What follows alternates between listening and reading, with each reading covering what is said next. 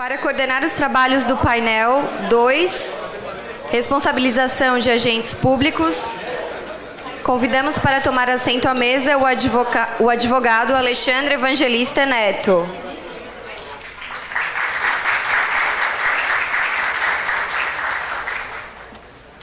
Convidamos também para tomar assento à mesa os conferencistas do painel, os doutores Edgar Guimarães, Noel Baratieri e Dr. Maurício Zocum.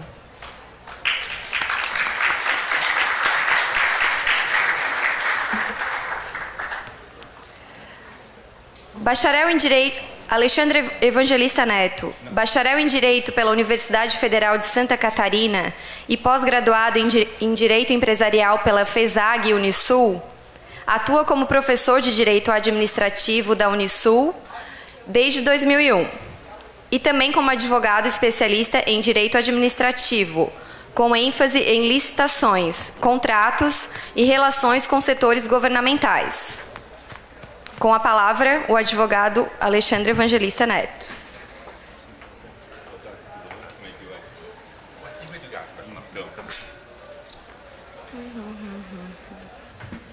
O Edgar é um canalha. Ele está fazendo só para eu falar com ele. Boa tarde a todos. Nós vamos iniciar os nossos trabalhos. E eu gostaria de iniciar agradecendo o convite do IDASC e do Tribunal de Contas do Estado de Santa Catarina para fazer parte dessa mesa de debate, não propriamente dessa mesa de debates, mas desse painel.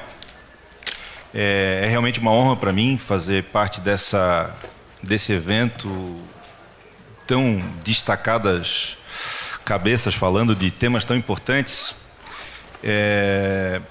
Eu venho também na qualidade de representante da Ordem dos Advogados do Brasil e fico bastante feliz com o destaque que foi dado para a Ordem dos Advogados no dia de hoje. A gente viu a brilhante presidência de mesa da doutora Ana Cristina Ferro Blasi, que é a nossa secretária-geral na seccional catarinense. E eu venho então representando o Conselho Seccional. E como integrante da Ordem dos Advogados, a gente fica bastante feliz que um tema tão relevante quanto a responsabilização, a eventual responsabilização de advogados por conta de pareceres emitidos, é o primeiro tema da nossa pauta, venha realmente ser discutido, porque é uma preocupação bastante grande da Ordem dos Advogados a defesa das prerrogativas de todos os profissionais, e esse tema não foge a essa questão das prerrogativas. É importante que o advogado tenha, sim, segurança de que o seu trabalho cumpra a sua função, e aqui eu uso a expressão função em sentido técnico, da atividade funcional do advogado, como integrante de um sistema de justiça, e que ele possa desenvolver esse papel, então, sem que sofra ou que tenha o temor de que venha a sofrer algum tipo de restrição ou constrição. Eu devo fazer uma advertência de que eu não vou utilizar o comportamento do painel anterior, que foi propriamente de um debate. Aqui eu vou emoldurar, então, as falas dos nossos painelistas, que vão tratar de temas distintos. Então, nós temos um tema sobre responsabilização dos advogados, um segundo tema sobre responsabilização de membros das comissões de licitação e pregoeiros, E, por fim, o tema de responsabilização de secretários municipais e de prefeitos. Doutor, o senhor quer fazer o uso da palavra agora e a gente aproveita que o doutor Edgar não está? Pode fazer isso? Pode ser? Então eu vou passar imediatamente a palavra ao doutor Maurício Zocum, considerando então que o doutor Edgar não pôde se fazer presente ainda à mesa, então logo ele chega e a gente passa a palavra a ele então. Fique à vontade, doutor. Boa tarde a todos. Eu agradeço muitíssimo o presidente da mesa pela composição. Agradeço muitíssimo ao meu estimadíssimo amigo Joel pelo convite que me foi feito em conjunto com o meu queridíssimo amigo Valgas, que não está aqui, mas Mande meus abraços para ele. Cumprimento a todos os presentes nesse maravilhoso congresso, bem cheio, um auditório bonito toda a vida. Está sendo feito aqui no Tribunal de Contas. Quero registrar a covardia do meu amigo Edgar, que não está aqui presente porque ele falaria primeiro para que eu pudesse depois criticá-lo na sequência. Ele, temeroso, faltou porque sabia que eu podia criticá-lo, portanto ele furtou-se. Ele chega agora sabendo que eu não consigo mais interromper. Então, eu faço aqui o registro e vai tratar da responsabilidade depois do advogado, inclusive com esse tipo de conduta, o que a gente faz em relação a isso. Vai poder falar na condição de réu, inclusive, com toda a propriedade, vai aqui nos brindar com conhecimento de causa a respeito da matéria. Enfim, o tema que me foi passado foi da responsabilidade da comissão de licitação e do pregoeiro. Então, como é que nós podemos fazer um exame lógico da matéria? Primeiro, eu mandei o agradecimento pelo Joel, mas agora eu dou presentemente a você, meu queridíssimo Valgas, pelo convite que também me foi feito pela presidência do IDASC, aqui em homenagem também ao Tribunal de Contas do Estado de Santa Catarina. Uma coisa é o tema de quem pode ser pregoeiro ou não. Depois, como é que é tratada a figura da responsabilidade em relação a esta pessoa, a depender da categoria jurídica que está ou não inserida, e depois, quais são as situações fáticas que podem ou não desaguar na sua responsabilidade. Portanto, são 3 aspectos fundamentais. Pergunta quem pode ser pregoeiro e quem pode ser membro de comissão de licitação permanente. Bom, isso é importante para vai desaguar no tema da responsabilidade. Nos termos da Lei 8666 e da 10.520, que tratam respectivamente da licitação e do pregão, não só, também tem a lei do RDC, que também trata da figura da comissão, mas, de uma maneira geral, o que essas leis estabelecem é que esta pessoa, ela tem um encargo elementar no curso de licitação de bem conduzir certos aspectos da licitação. Por que certos aspectos? Não são todos os aspectos. Eu vou tratar na última parte, porque a depender do que ele faça ou que não faça, é que poderá desaguar ou não na sua responsabilização. Mas fato é que, por ser a licitação um procedimento público por meio do qual a administração pretende selecionar dentre os interessados aquele que elabora uma proposta mais vantajosa e satisfativa aos interesses públicos, uma pessoa que desempenha esta atividade no curso de uma licitação vai desempenhar uma atividade de natureza pública. E se desempenha uma atividade de natureza pública, está ali a exercer função pública. E só pode exercer função pública quem esteja investido nos atributos de uma atividade pública. E nesta categoria, necessariamente, tem que ser agente público. Só a pessoa investida na condição de agente público pode desempenhar essa atividade. Isso significa dizer que mesmo um terceiro, e ali admite isso, que não faça parte da estrutura da administração pública, quando é colocado como membro integrante da comissão de licitação, ele automaticamente é investido na condição de agente público, ainda que seja particular em atividade colaborada com a administração. Então, o que pende sobre esse agente a título de responsabilidade é uma responsabilidade pelo exercício de uma função pública e na condição de agente público. É disso que nós estamos aqui a tratar. E por que isso é relevante? Porque disso nós examinaremos as consequências da responsabilização dele. Então, eu estou invertendo a lógica. Primeiro eu trato da responsabilização e depois para as hipóteses que autorizam a deflagração da responsabilização. E por que esse tema é relevante? Porque o Supremo Tribunal Federal, lamentavelmente, no mandato de segurança 26.210, acabou firmando o entendimento no sentido de que qualquer dano deflagrado ao erário é imprescritível. Ele é imprescritível. Então, se nós estivermos diante de uma conduta de um agente público que seja integrante de uma comissão de licitação ou atue na condição de pregoeiro ou sua equipe de apoio, que é uma figura em desuso, principalmente em termos de pregão eletrônico, então, se a conduta dele desaguar em um dano causado ao erário, ele responderá, mas responderá pelo ângulo da responsabilização subjetiva e não objetiva. Responde subjetivamente perante a administração e, acaso seja caracterizada a sua responsabilidade por um dano causado ao erário, esse dano é de natureza imprescritível. Olha o absurdo. É claro que existe todo um conjunto de críticas que pode ser feito a esta visão do Supremo Tribunal Federal equivocada sobre essa responsabilização. Não é este propriamente o tema que eu aqui tratarei. Eu tratei, aliás, na Conferência Nacional dos Advogados, foi justamente sobre esta matéria. E hoje o Supremo Tribunal Federal já está em vias de decidir, em repercussão geral, qual é a amplitude desta responsabilização. Mas certamente, tirante esse aspecto, mas que é um tema relevante, se prevaleceu o entendimento do Supremo Tribunal Federal, a responsabilização desse agente no curso de uma licitação, gênero, que desaguar num dano erário, é responsabilidade subjetiva e ele pode responder ad infinitum.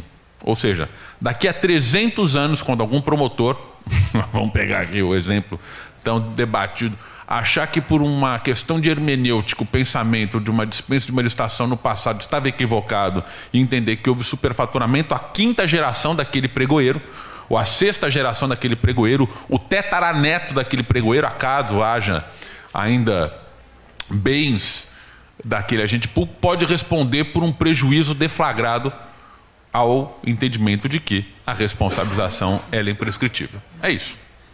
Ou seja, seria uma responsabilização imemorial. Muito bem. Agora, como é que nós podemos caracterizar a responsabilização do pregoeiro? Porque o pregoeiro o pregoeiro e o membro integrante de uma comissão de licitação permanente, ele está no exercício de uma função pública. E, no desempenho dessa atividade, exerce função pública e pode, e deve, aliás, exercer o denominado poder de polícia para que haja boa ou má condução do certame licitatório. Está um pouco em desuso, porque ultimamente nós temos as licitações são realizadas primordialmente ou principalmente por meio eletrônico. Mas quando é realizada por meio físico, seja meio presencial, como são casos das concorrências, tomada de preços, ou ainda pregões presenciais, principalmente pregão de natureza militar, e o militar é especialmente aferrado nisso, ele pode inclusive determinar ordem de prisão. Eu já vi isso acontecer. Pregoeiro militar, uma licitação realizada pelo Exército, 2 participantes saíram presos do pregão. Porque o pregoeiro achou que podia exercer o poder de polícia e ele entendeu que os participantes estavam abusando, estavam tumultuando, sem problema nenhum, mandou prender os 2, deu ordem de prisão, os 2 saíram retirados da sala onde se realizava o pregão pela prática de condutas ilícitas. Tudo bem, claro, houve abuso de tudo que é parte, mas de qualquer maneira, veja a prerrogativa no que o agente público ele é investido. Mas vamos lá, iniciando.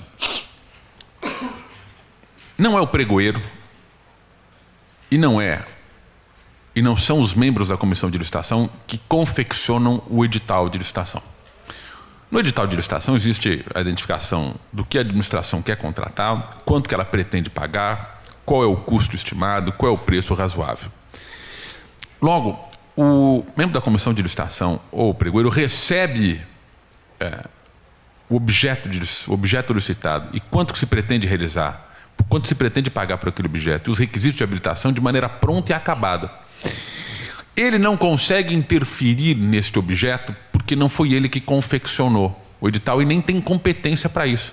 Por isso, muito bem diz o professor Joel, em obra teórica, no que eu concordo, que ele não é autoridade competente para receber, processar e julgar a impugnação ao edital de licitação.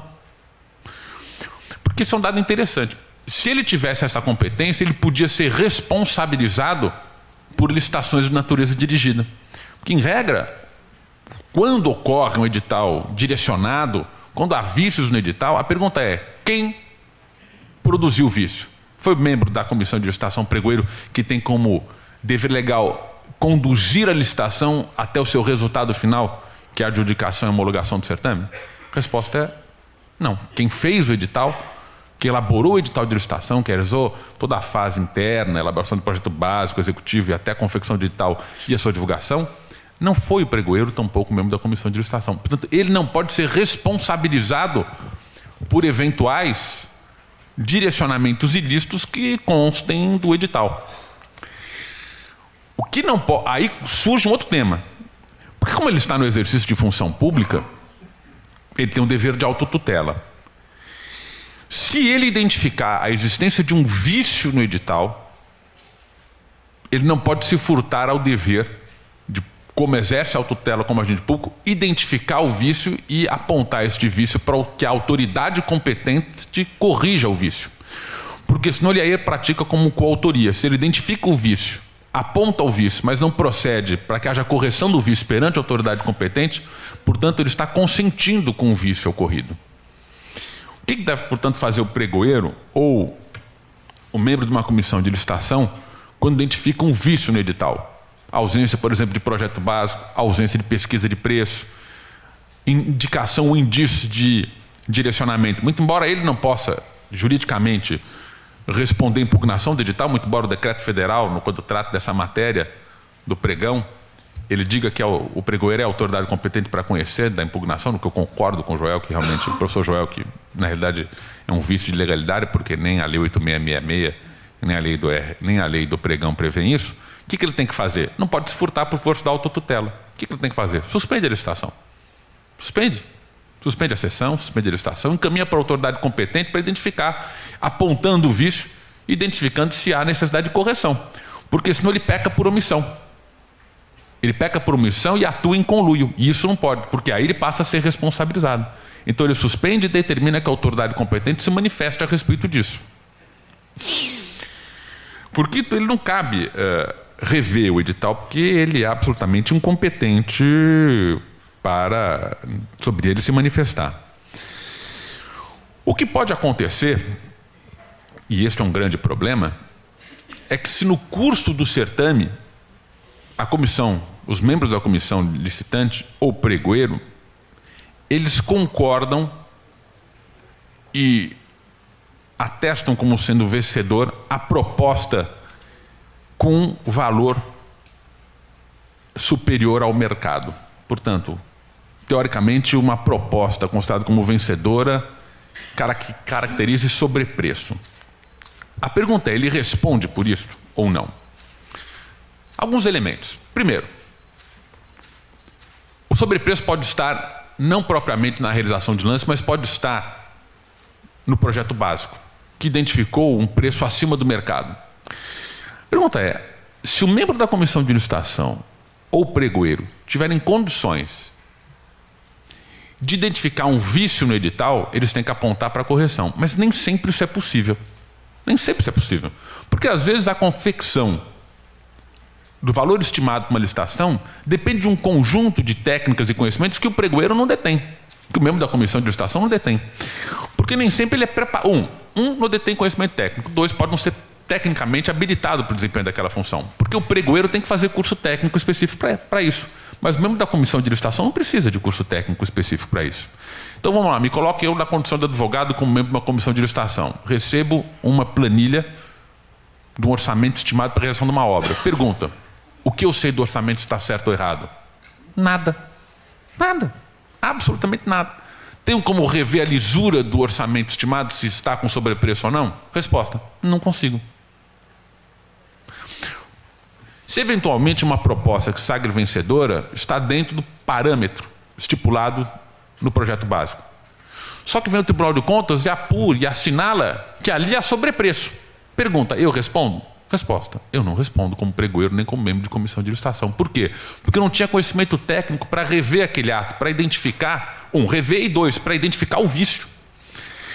Coisa distinta é quando nós estamos defronte fornecimento de bens e produtos que podem ser apurados, cujo preço de mercado pode ser apurado ordinariamente por qualquer pessoa. É claro, eu só faço aqui uma observação, né? Quer dizer,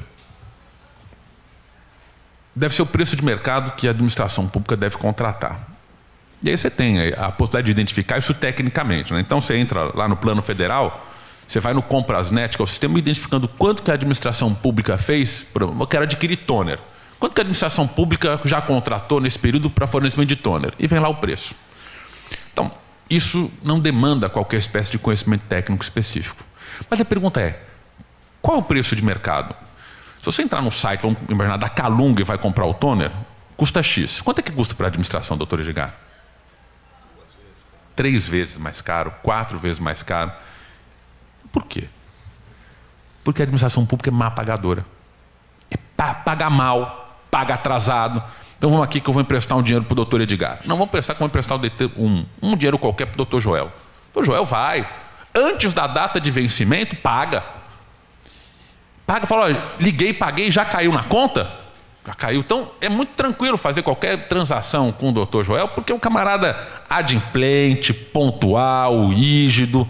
Ainda depois manda bombons, manda vinho, fala, olha, muito obrigado pelo auxílio financeiro. Agora, eu, de outra banda, contrato com o doutor Edgar. Putz, ó tranqueira.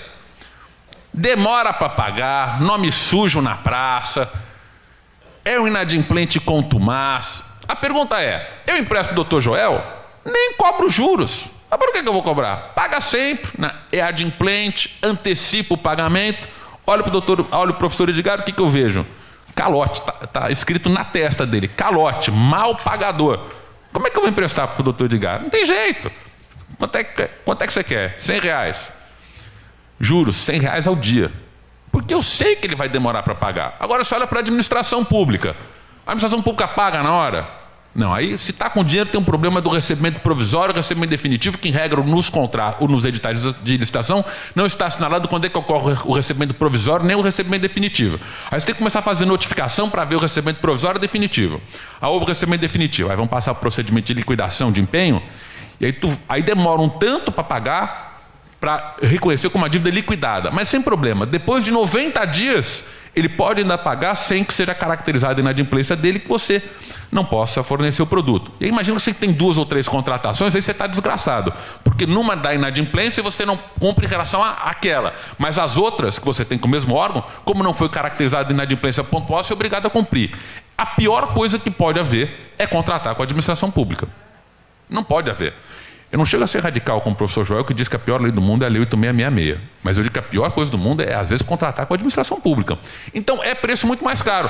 Então, você imagina um pregoeiro que se encontra numa dada situação que um toner qualquer no mercado é vendido a R$10 e para a administração pública é vendido a 50.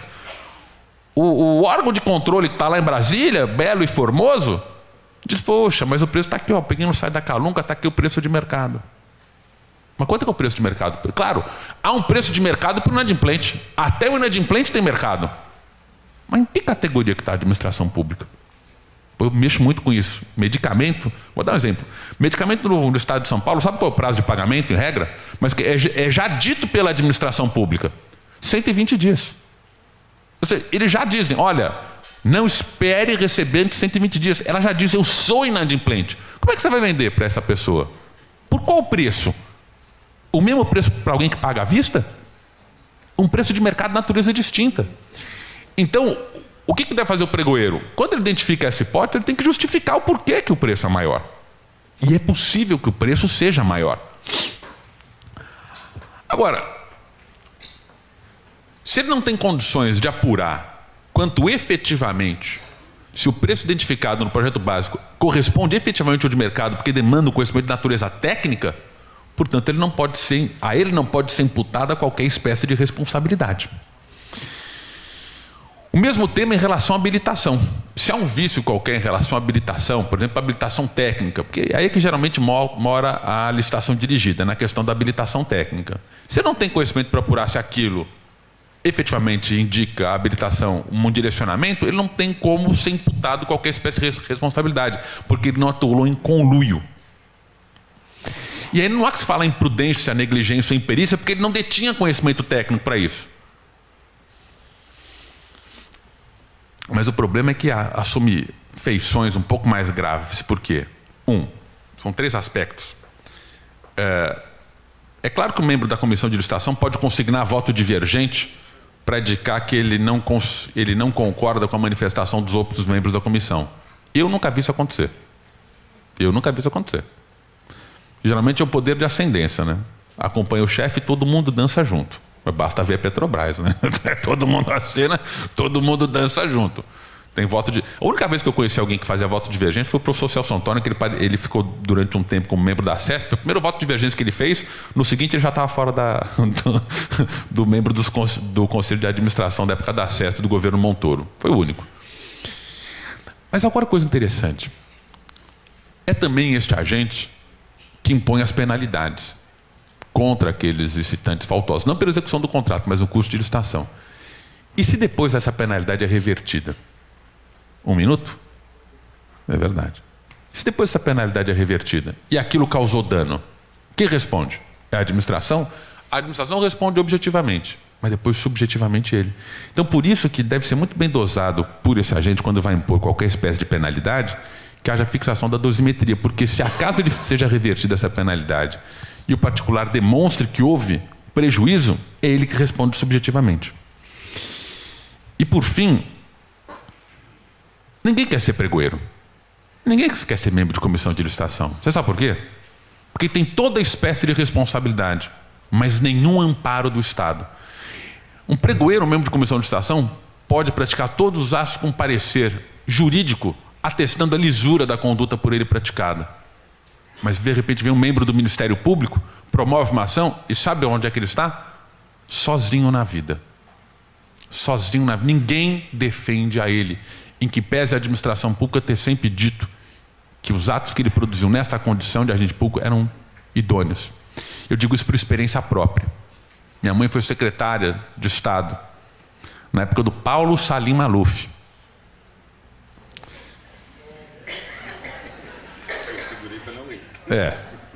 A minha mãe é uma professora da faculdade, eu já vou terminar, da Faculdade de Economia e Administração da USP. Ela não é malufista, pelo contrário, zero. Mas o Maluf virou para ela e disse: olha, Maria Helena, que é o nome da minha mãe, vem aqui que eu quero instalar o ponto eletrônico no município de São Paulo. Minha mãe era professora de economia, falou: não, tudo bem, eu vou com esse projeto. Lá pelas tantas, havia um secretário de finanças chamado Celso Pita. E que lá pelas tantas tinha que ser comprado merenda escolar e aí fazia parte da merenda um tal de frango. Frangogate, que virou o nome do caso. Tinha Mônica Lewinsky Gate, tudo que é gate, que era cópia dos norte-americanos. E lá pelas tantas minha mãe se viu envolvida numa ação de improbidade, porque tinha assinado a realização de uma despesa para compra de frango superfaturado, só que ela só homologou o pagamento. E aí o Ministério Público bota quem? Bota, o exemplo que foi dado. Houve uma licitação que, com todo parecer técnico, jurídico, atestando pela lisura. Quem dança? Quem assinou o contrato? E mais quem participou da licitação, caso, por exemplo, houvesse superfaturamento, direcionamento, indícios. Entra o pregoeiro, entra o membro da comissão de licitação, pergunta quem é que... Sabe quem defendeu minha mãe? Um aluno recém-saído da faculdade, primeiro ano de faculdade. Sabe quem? Eu. Fui obrigado a tirar ele em defesa prévia, graças a Deus. O promotor, uma pessoa amiga, que era o Capês. Eu falei: Capês, pelo amor de Deus, expliquei que áreos com bugalhos. Ele falou: não, fica tranquilo, é só para botar um pouco de terror, vontade de desganar. Mas ninguém defendeu, o Estado não defendeu o agente público em relação a um ato que ele diz que é idôneo. O que isso ocorre? Quem vai para a administração pública? Só para terminar. Sujeito destemido, que não tem medo de nada. Quem tem alguma coisa a perder, em regra não vai. O que isso significa dizer, para terminar? A elite intelectual, a fina flor da intelectualidade nossa, não vai para o setor público. Eu digo pelos meus amigos de faculdade, ninguém vai, sabe por quê? Porque tem medo, porque o Estado não dá amparo. Dizer responsabilidade, neste caso, eu vou dizer mais, é dizer responsabilidade exclusiva desses agentes, porque do Estado eles nunca vão receber amparo nenhum. É hora de mudar. Para que o Estado também passe a defender, a sua procuradoria passe a defender esses agentes quando os atos por ele produzidos foram tidos por probos aos olhos da administração.